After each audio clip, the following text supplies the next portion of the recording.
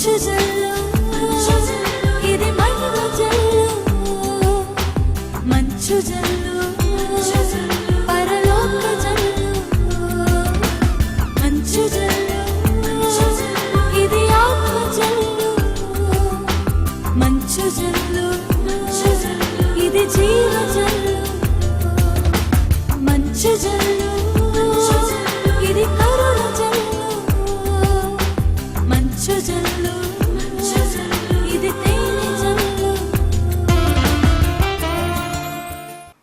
మంచు జల్లు ప్రేక్షకులకు యేసు నామంలో శుభములు సమృద్ధిగా కలుగునుగాక. ఈరోజు తొందరపడి మాటలాడరాదు అన్న అంశాన్ని గురించి ధ్యానించుకుందాం. ప్రసంగి 5:1 ఈ విధంగా రాయబడి ఉంది, తొందరపడి మాటలాడరాదు, తొందరపడి దేవుని ముందట ప్రమాణం చేయరాదు, ఏలయనా ఆయన స్వర్గంలో ఉండగా నీవు భూమి మీద ఉన్నావు కనుక నీవు అతిగా మాటలాడరాదు అని సొలొమోను రాజు ఉపదేశకుడు 5:1 మనకి బోధిస్తూ ఉన్నాడనమాట. ఈరోజు వేకువజామున లేచినప్పుడు ఈ మాట ప్రభు నాకు ఇచ్చారు.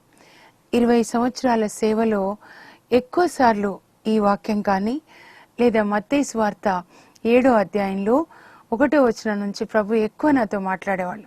పరులని గూర్చి మీరు తీర్పు తీర్చకండి, అప్పుడు నిమ్ము గూర్చి కూడా తీర్పు తీర్చబడదు అని చెప్తున్నారు. మనం ఎప్పుడు కూడా పరులను తీర్పు తీర్చకూడదు, ఎందుకంటే తీర్పు తీర్చేది దేవుడు. Judgement belongs to God. Deuteronomy 1:17 ఉంటుంది అనమాట. మనం ఎవరిని కూడా తీర్పు తీర్చకూడదు, అప్పుడు నిన్ను గురించి కూడా తీర్పు తీర్చబడదు అని రాయబడి ఉంటుంది. ఇక్కడ ఏంటంటే తొందరపడి మాట్లాడకూడదు. ఇంకొక మాట, తొందరపడి దేవుని ఎదుట మరి ప్రమాణం చేయకూడదు. ఎవరు ఇలా తొందరపడి ప్రమాణం చేసి మరి చాలా విచారించి జీవితం అంతా కూడా దుఃఖం చేసుకుంటాడు. ఎవరు తెలుసా? న్యాయాధిపతుల గ్రంథం 11వ అధ్యాయంలో యోఫ్తా అనే న్యాయాధిపతి అన్నమాట. ఆయన గిలాదు నుంచి మరి యుద్ధానికి వెళ్తాడనమాట, అమ్మోనీయుల మీదకి.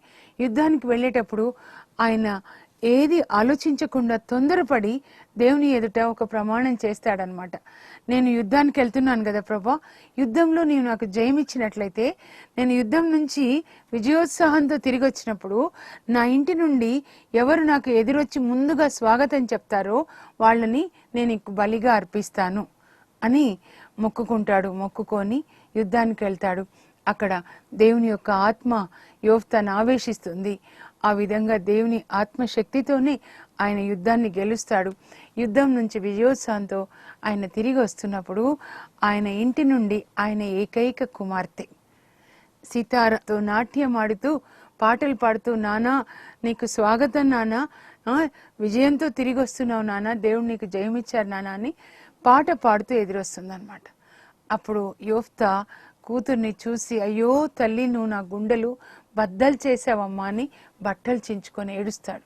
ఎందుకు నాన్న అంటే అప్పుడు నాన్న చెప్తాడు యోఫ్తా, అమ్మా నేను దేవుని ముందట ఇలా ప్రమాణం చేశానమ్మా, నాకు దేవా నువ్వు నాకు యుద్ధంలో జయమిస్తే యుద్ధం నుండి తిరిగి వచ్చినప్పుడు నా ఇంటి నుంచి ఎవరు ఎదురొచ్చి నాకు స్వాగతం చెప్తారో వాళ్ళని నేను దేవునికి బలిగా అర్పిస్తానన్నాను. అప్పుడు కుమార్తె చెప్తుంది, చిన్న పాప, నాన్న నీ మాట నిలబెట్టుకో నాన్న అని చెప్పి 2 నెలలు కొండల మీదకి వెళ్ళి నేను అలా శోకించి నా కన్యాత్వాన్ని గురించి శోకించి వస్తానని చెప్తుంది. తండ్రి గుండె బద్దలయ్యేలాగా ఆయన ఏడుస్తాడు, కానీ మాట ఇచ్చినట్లే ఆయన దేవునికి బలిగా ఇస్తాడు. నేను జసింతి టీవీలో బైబిల్ క్లాసెస్ చెప్తూ ఉన్నాను. ధర్మశాస్త్రాన్ని చదివినట్లయితే ఎక్కడా దేవుడు మరి నరబలిని ఇవ్వమని కోరలేదు, పిల్లల్ని బలిగా ఇవ్వమని కోరలేదు.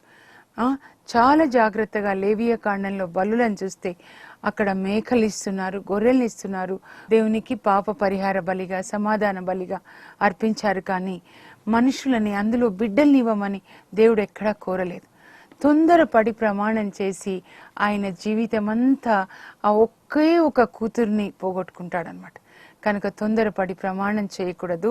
చేసిన ప్రమాణాన్ని మనం నిలబెట్టుకోవాలి. దేవునితోనే కాదు మనుషులతో ప్రమాణం చేస్తే కూడా నిలబెట్టుకోవాలి. ఆడిన మాట తప్పరాదు, అబద్ధములు ఆడరాదు. నేను యెహోషువ గురించి ధ్యానిస్తూ ఉన్నాను. యెహోషువ మరి యోర్దాన్ దాటి కానా దేశాన్ని జయించడానికి ముందు ఎరికో పట్టణానికి వేగు పంపిస్తాడు ఇద్దరిని. ఆ ఎరికో పట్టణం ఎలా ఉందో చూడండి, మనం వెళ్ళి దాన్ని ఆక్రమించుకోవాలి అని. అప్పుడు ఆ ఇద్దరు ఎరికో పట్టణానికి వచ్చినప్పుడు అక్కడ రాహాబ్ అనే వేశ్య వీళ్ళిద్దరికీ కూడా ఆతిథ్యం ఇచ్చి వాళ్ళని ఆ మేడ మీద జనుప కట్టెల మధ్యలో దాస్తుందన్నమాట. ఎందుకంటే ఎరికో రాజుకు తెలుస్తుంది ఇజ్రాయెల్ ప్రజల నుండి ఇద్దరు వేగుల వారు వచ్చారు వేగు నడపడానికి అని చెప్పి ఆ రాహాబ్ ఇంటికి కూడా వెళ్ళారని తెలుస్తుంది. అప్పుడు ఆమె చెప్తుంది, లేదండి వాళ్ళు వచ్చారు కానీ వాళ్ళు ఇలా వచ్చి వాళ్ళు వెళ్ళిపోయారు అని చెప్పి చెప్తుంది అనమాట. వాళ్ళని దాచిపెట్టిన తర్వాత రాజు పంపినటువంటి ఆ దూతలు వెళ్ళగానే అప్పుడు ఆమె మెద్దె మీదకి వెళ్తుంది, వెళ్ళి వాళ్ళతో మాట్లాడుతుంది. ఇదిగో చూడండి, మీరంటే మాకు చాలా భయం వేస్తుంది. మీరు ఎలా ఈ రాజులని జయించారో, ఓగు రాజుని, బాషాన్ వీళ్ళందరినీ కూడా ఎలా జయించారో మాకు తెలుసు. భయం వేస్తుంది. దేవుడి దేశాన్ని మీకు ఇచ్చారని తెలుసు. తప్పకుండా మీరు దేశాన్ని జయిస్తారు.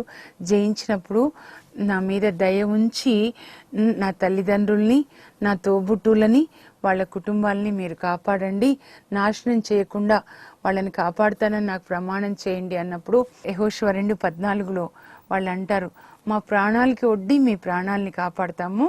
అయితే ఇప్పుడు కిటికీ నుండి ఆమె వాళ్ళిద్దరిని దించుతుంది అనమాట. వాళ్ళ ఇల్లు కోట గోడకే ఉంటుంది, రాహాబ్ ఇల్లు. కిటికీ నుంచి దించేటప్పుడు వాళ్ళు అంటారు, మమ్మల్ని ఏ కిటికీలోంచి దించుతున్నావో ఆ కిటికీకి ఎర్రని దారం కట్టు అని. అలా వాళ్ళని ఆమె కాపాడినందుకు తర్వాత యెహోషువ ఎరికో పట్టణాన్ని పట్టుకున్న ఆ పట్టణాన్ని ఆయన శపిస్తాడు.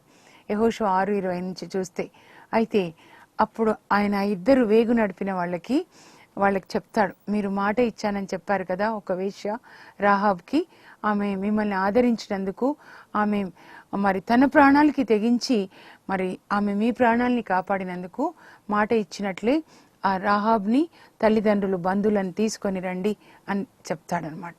అప్పుడు ఈ ఇద్దరు వేగుల వాళ్ళు వెళ్ళి రాహాబ్ ఇంటికి వెళ్తారు.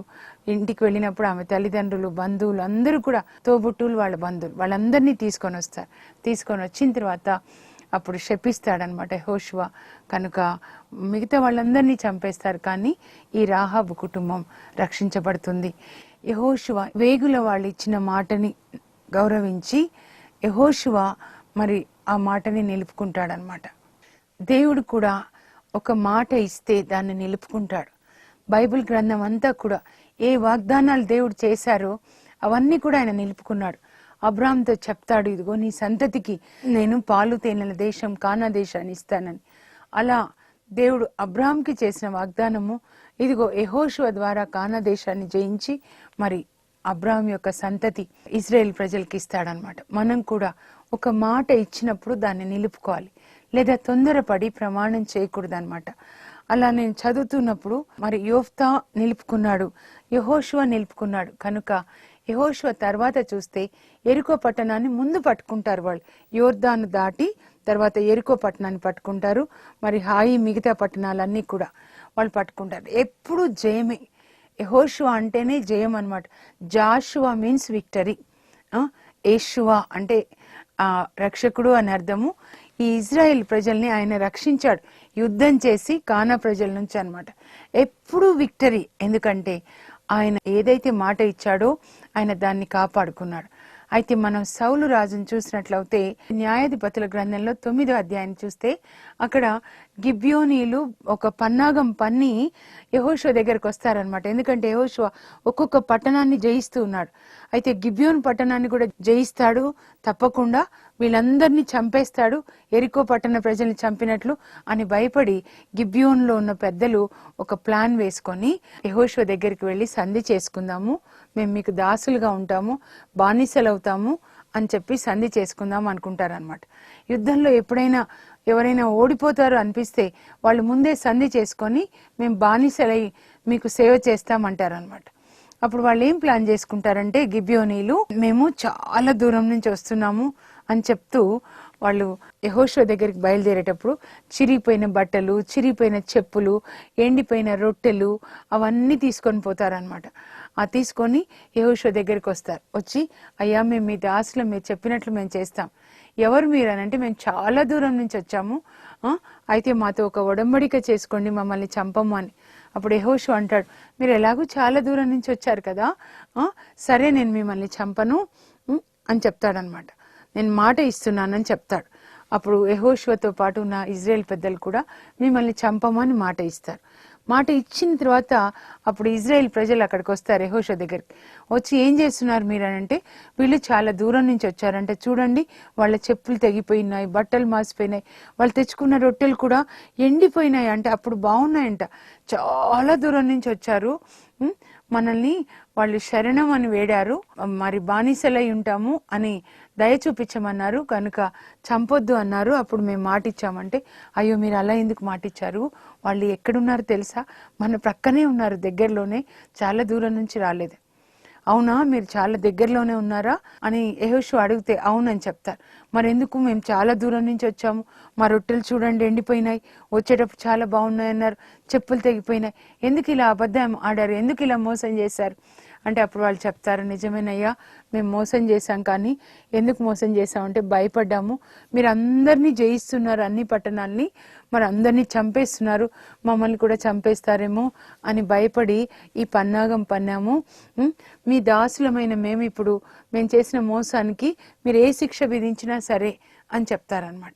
అప్పుడు యెహోషువ అంటాడు వాళ్ళతో, మీరు మోసం చేశారు కాబట్టి ఇప్పుడు మా ఇజ్రాయేల్ ప్రజలకి మీరు బ్రతికున్నంత కాలము వంట చెరుకు తీసుకొని రావాలి, అలాగే మాకు బావుల నుంచి నీళ్లు తోడుకొని రావాలి, మీరే ఈ పని చేయాలి, ఎప్పుడు ఇంకా మీరు మా బానిసలు, దేవాలయానికి కావాల్సిన వంట చెరుకు కూడా తీసుకొని రావాలంటే అప్పుడు వాళ్ళు సరే అని ఒప్పుకుంటారనమాట.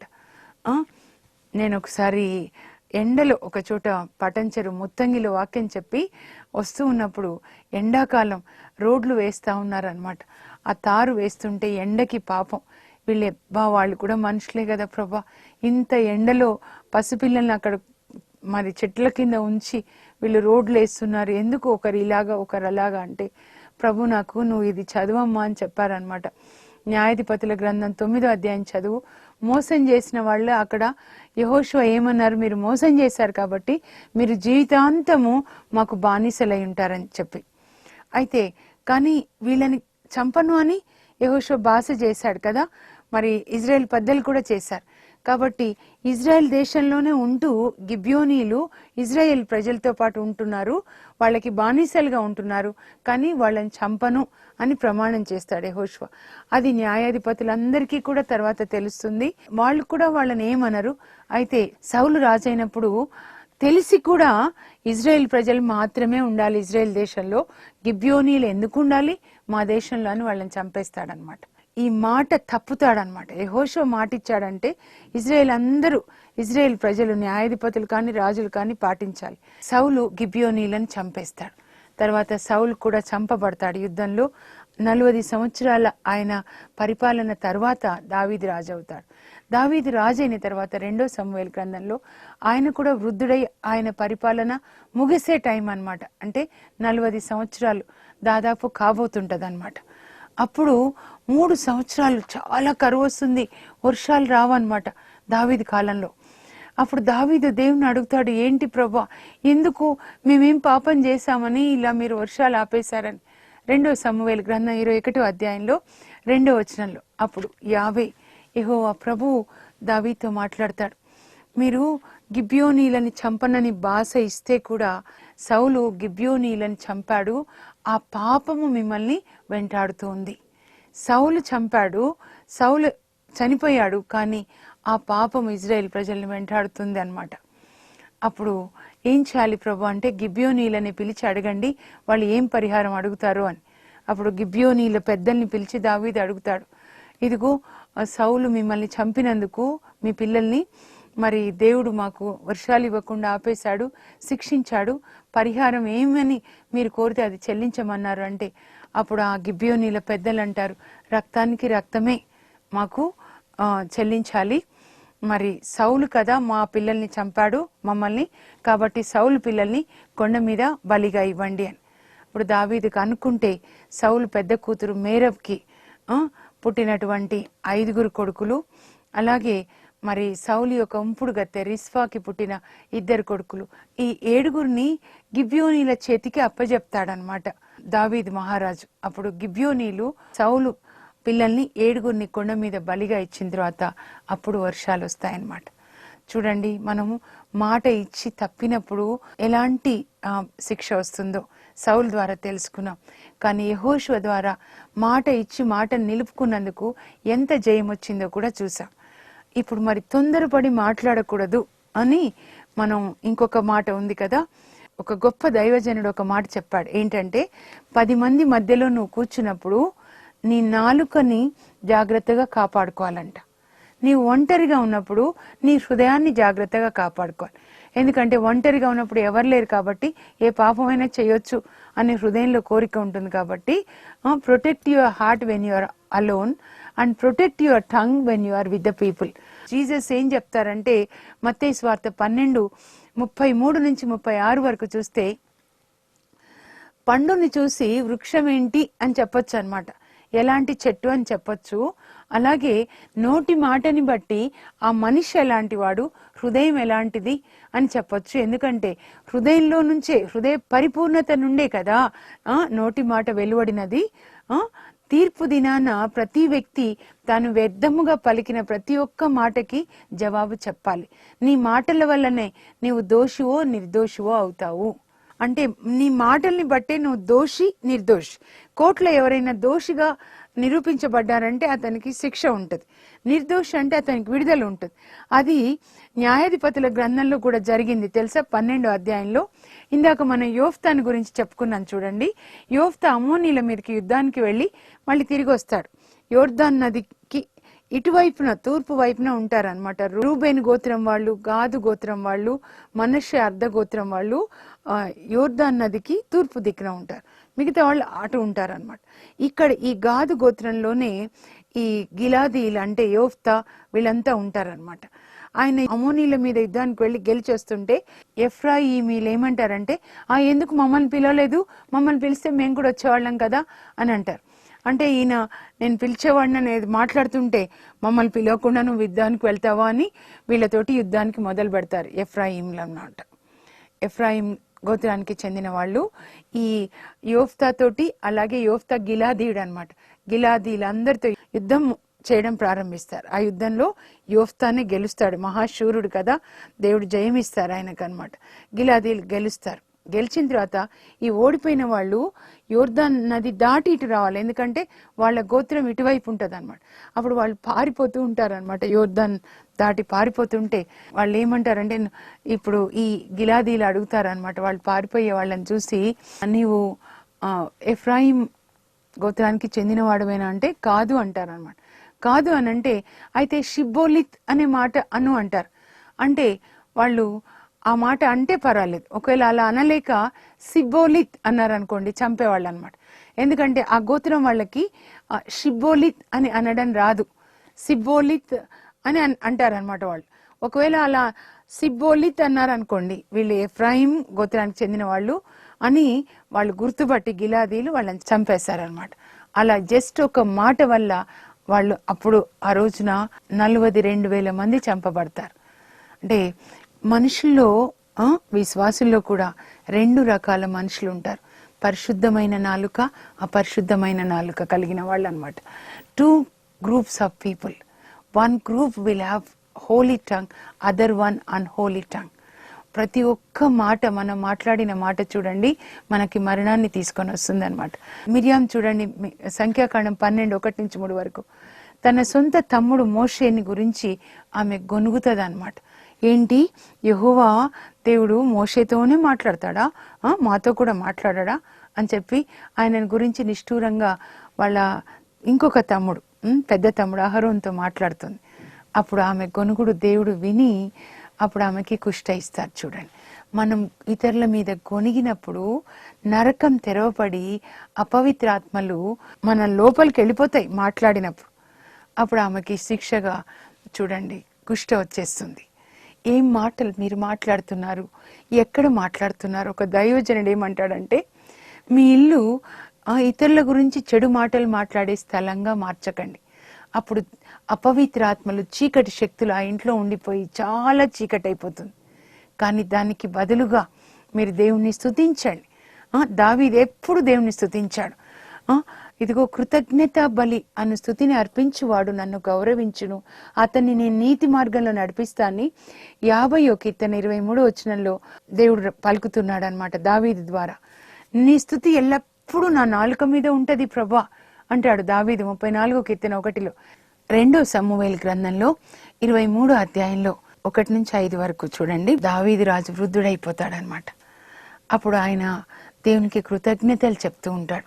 18వ కీర్తన కూడా అదే, ప్రభు నా కోట కొండ, నన్ను ఆపదల నుంచి కాపాడినవాడు, నాకు యుద్ధం చేయడానికి తర్ఫీదునిచ్చినవాడు, యెహోవా నా బలమా అనే పాట మనం పాడుతాం చూడండి, అది దావీదు పాడిన పాట అన్నమాట. దేవునికి వందనాలు చెప్తూ నా దేవునికి నమస్కృతులు, నాకు జయాన్నిచ్చిన నా ప్రభువునకు మహాస్తుతులు అని దేవుని స్తుతిస్తూ ఉంటాడు. ఆయన ఏమంటాడంటే, యెహోవా ఆత్మ నా మూలంన మాట్లాడెను. యెహోవా ఆత్మ, దేవుని యొక్క ఆత్మ నా నాలుకపై నిలిచి నా ద్వారా మాట్లాడుతుంది. అప్పుడు దావీదు తన కుమారుడైన సొలొమోన్ రాజును ఆశీర్వదిస్తున్నాడు. ఎందుకంటే సొలొమోన్ని ఆయన రాజును చేస్తాడనమాట. ఏమని ఆశీర్వదిస్తున్నాడంటే, రాజు నీతితో పరిపాలించును, దైవ భక్తితో రాజు ఈ ఇజ్రాయెల్ దేశాన్ని ఆయన ఏల్తాడు, దేవుడు నా వంశాన్ని దృఢం చేశాడు అని చెప్పి దీవిస్తున్నాడు అనమాట. దేవుని యొక్క ఆత్మ మన నాలుక మీద ఉంటే మనం కూడా దావీదు ఎలా దీవించాడో అలా దీవిస్తాం, మంచి మాటలు వస్తాయి. దేవుడు చూడండి, అబ్రహాంని పిలిచినప్పుడు నేను నిన్ను ఆశీర్వదిస్తాను, నీ పేరు గొప్పగా చేస్తాను, నీ ద్వారా అందరిని ఆశీర్వదిస్తాను. అలాగే ఆదికాండం 18:10లో అబ్రహాంతో అంటాడు, ఇదిగో వచ్చేడాది సరిగ్గా ఈ టైంకి మళ్ళీ మేము వస్తాం అబ్రహాము, అప్పుడు నీ భార్య సారాకి కొడుకు పుడతాడు. సారా నవ్వుతుంది, కానీ ఆదికాండం 21:1లో సరిగ్గా దేవుడు చెప్పిన సమయానికి సారాకి కొడుకు పుట్టాడు. అప్పుడు ఇంకొక సంతోషంతో నవ్వు అనమాట, దేవుడు నాకు బిడ్డనిచ్చి నన్ను నవ్వుల తేలించాడు అని చెప్పి సంతోషపడుతుంది అనమాట. అదే మాటలు ఎలా దేవుడు మాట్లాడాడో ఎలీషా కూడా అలాగే మాట్లాడతాడు. నాకు చాలా ఇష్టం ఎలీషా అద్భుతాలు అన్నమాట. 2వ రాజుల గ్రంథంలో 2వ అధ్యాయం నుంచి 4వ అధ్యాయం, అప్పుడప్పుడు సంతోషంగా ఉన్నప్పుడు నేను బైబిల్ చదువుకుంటాను, ఇది చదువుతాను అనమాట. ఆ శూన్యం వనిత ఎలీషాకి ఆశ్రయం ఇచ్చినప్పుడు, మంచి గది కట్టించినప్పుడు గెహాజీ చెప్తాడు, ఎలీషా సేవకుడు, ఈమెకి పిల్లలు లేరయ్యా గురుగారు, ఆమె పెనిమిటి కూడా వృద్ధుడు అనగానే వెంటనే ఎలీషా అంటాడు, అమ్మా రానున్న 7 సరిగ్గా ఇదే సమయానికి నీ కౌగిట్లో బిడ్డడు ఉంటాడు. 2వ రాజులు 4:16 సరిగ్గా ఎలీషా చెప్పినట్లే ఆమెకి కొడుకు పుడతాడనమాట. అంటే దేవుని యొక్క ఆత్మ మన మీద ఉన్నప్పుడు, మన నాలుక మీద ఉన్నప్పుడు, మన నాలుక ద్వారానే దేవుని ఆత్మ మాట్లాడతారనమాట.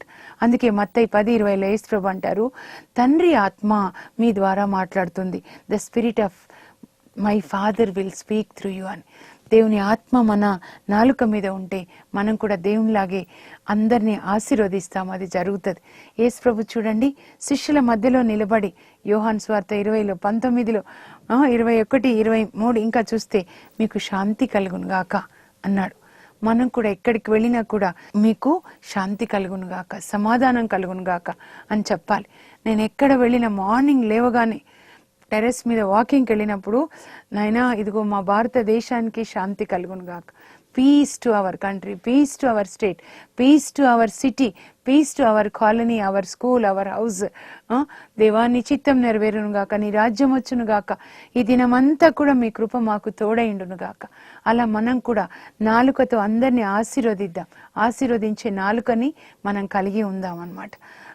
యెషయా కూడా మరి పాపపు మాటలు మాట్లాడుతుంటే దేవుడు పరిశుద్ధాత్మ అగ్నితో నాలుకని శుద్ధి చేస్తాడు. యెషయా గ్రంథం 6:6లో మనం కూడా ప్రభా నా నాలుకని శుద్ధి చేయండి. ఎలా? మనం భాషల్లో మాట్లాడినప్పుడు రీక మామ శాఖ లీక కురుందురి కురు శీకురు రీకర మరాందురి తిరులిక్క, అప్పుడు అలా భాషల్లో మాట్లాడినప్పుడు దేవుని యొక్క అగ్ని మన మీదకి వచ్చి మన నాలుకని శుద్ధి చేసి మన నాలుక యెషయా నాలుకలాగా అయిపోతుంది. యెషయా కూడా పాపంలో ఉండి పాపిగా పాపపు మాటలు మాట్లాడుతున్నాడు. 6వ అధ్యాయం వరకు కూడా ఆయన మరి ప్రవక్తగానే ఉన్నాడు, కానీ ప్రవచిస్తున్నాడు ఒకవైపు, ఇంకొక వైపు పాపం. కానీ ఒక్కసారి దేవుడు శుద్ధి చేసిన తర్వాత ఆయన మళ్ళీ పాపపు మాటలు మాట్లాడలేదు. ఇంకా మీరు 7వ అధ్యాయానికి వస్తే, అదిగో కన్యక గర్భం ధరించి ఉన్నది, ఆమె ఒక కుమారుని కని అతనికి ఇమ్మానుయేలు అని పేరు పెట్టును అని యేసు ప్రభు యొక్క పుట్టుకని గురించి ఆయన ప్రవచిస్తాడు. గొప్ప ప్రవక్త, ప్రవక్తలందరిలో గొప్ప ప్రవక్త అవుతాడు. మనం కూడా అలాంటి మంచి నాలుక కలిగి ఉందాం.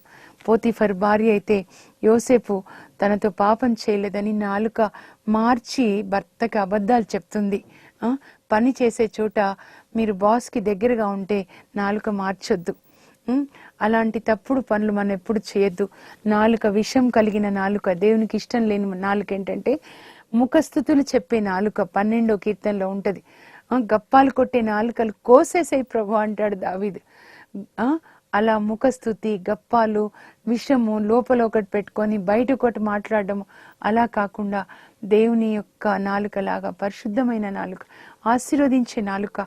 ఇదిగో ఈయన నా ప్రియమైన కుమారుడు, ఇతని యందు నేను ఆనందిస్తున్నాను అని తండ్రి దేవుడు యేసు ప్రభు గురించి చెప్పినప్పుడు లూకా 3:21 యోర్దాను నది నుంచి బాప్తిస్మం తీసుకొని బయటకు వచ్చిన తర్వాత అలా అన్నప్పుడు దేవుని యొక్క మహిమ యేసు ప్రభు మీదకి వస్తుంది అనమాట. మనం కూడా ఎవరిని దీవిస్తే వాళ్ళ మీదకి దేవుని మహిమ వస్తుంది. అలా అలా మనం కూడా అందరినీ దీవిస్తాము. అప్పుడు దేవుని మహిమ వాళ్ళ మీదకి వస్తుంది, మన మీదకి వస్తుంది. మన నాలుక ఆశీర్వదించే నాలుకగా, దావీదులాగా స్తుతి చేసే నాలుకలాగా, మరి వాక్యాన్ని ప్రకటించే నాలుకలాగా, ప్రార్థించే నాలుకలాగా ఈరోజు నుంచి మార్చుకుందాం. ఎప్పుడు ఎవరి గురించి వ్యతిరేకంగా మాట్లాడకూడదు. ఇద్దరు మాట్లాడుకున్నప్పుడు మనం ఆ ఇద్దరి మధ్యలో లేని మూడో వ్యక్తి గురించి మనం మాట్లాడొద్దు. అప్పుడు మాట్లాడిన వ్యక్తికే ప్రమాదం. మిరియాం గొనుగుతుంది మోషే మీద, అప్పుడు మిరియాంకే రోగం వచ్చింది కానీ మోషేకి రాలేదు. కనుక ఇప్పటి నుంచి మన నాలుకని శుద్ధి చేసుకొని ప్రతి నాలుక తక్కెళ్ళలో పెట్టి తూచినట్లుగా ఇది మాట్లాడొచ్చా అని అడిగి 141 కీర్తన 3లో దావీదు అంటాడు, ప్రభా నా నాలుకకి తాళం వేసేసాయి ప్రభా అంటాడు అనమాట. కావలి పెట్టు ప్రభా అంటాడు. జాగ్రత్తగా మనం మాట్లాడదాం. లైఫ్ గివింగ్ వర్డ్స్ యేసు ప్రభులాగా జీవపు మాటలు మాట్లాడదాం. ప్రార్థన చేసుకుందాం. పరలోకపు మా తండ్రి, మీ పరిశుద్ధ నామం నాకు స్తోత్రం కలుగును గాక. పరిశుద్ధుడైన దేవా, పరిశుద్ధమైన నాలుక కలిగి ఉన్నటువంటి తండ్రి, మా నాలుకలు కూడా అగ్నితో శుద్ధి చేసి ఇప్పటి నుంచి మీ నాలుకలాగా పవిత్రమైన నాలుకగా మార్చండి. మిమ్మల్ని స్తుతించే నాలుక, ప్రార్థించే నాలుక, వాక్యాన్ని ప్రకటించే నాలుక, ఆశీర్వదించే నాలుకగా మార్చండి ప్రభా. ఇప్పటి నుంచి ఎవరి గురించి కూడా మేము చెడుగా మాట్లాడి నాయనా మేము అనారోగ్యాన్ని కొని తెచ్చుకోకూడదు ప్రభా, చావుని కొని తెచ్చుకోకూడదు. సంఖ్యాకాండంలో ఇజ్రాయేలు ప్రజలు మీ మీద గొనిగి ప్రభా వాళ్ళు చావుని తెచ్చుకొని ఎడారిలో చనిపోయారు. కానీ మేము అలా ఉండకూడదు. జీవం కలిగిన నాలుక ఒక ప్రవహించే నదిలాగా, జీవపు నదిలాగా మార్చండి. యేసు ప్రభువులాగా తండ్రి మమ్మల్ని మార్చండి. యేసయ్య మీరందరినీ ఆశీర్వదించారు. మరి పాత నిబంధనలో ఎలీషా కూడా యేసు ప్రభులాగా ఎక్కడ వెళ్ళినా కూడా అందరినీ ఆశీర్వదించి అనేక అద్భుతాలు చేశాడు. అలాంటి కృప మాకు దయచేయండి. యేసు నామములో అడుగుచున్నాం తండ్రి, ఆమేన్. మీ నాలుక ఈ రోజు నుంచి దేవుని నాలుకగా, ఆశీర్వదించే నాలుకగా, స్తుతించే నాలుకగా, ప్రార్థించే నాలుకగా, వాక్యాన్ని ప్రకటించే నాలుకగా దేవుడు చేదురుగాక. Lord, let my tongue become your tongue Lord, let my mouth feed thousands with the word of God అని ప్రేర్ చేసుకోండి. నేను కూడా అలాగే చేస్తాను. దేవుని కృప నిత్యము మీకు తోడైండును గాక. God bless you. For information, please contact us. Our address, Mrs. Jacinta Rani, 214 Pavani Estates, near St. Anthony's High School, Himayat Nagar, Street number 8, Hyderabad 29.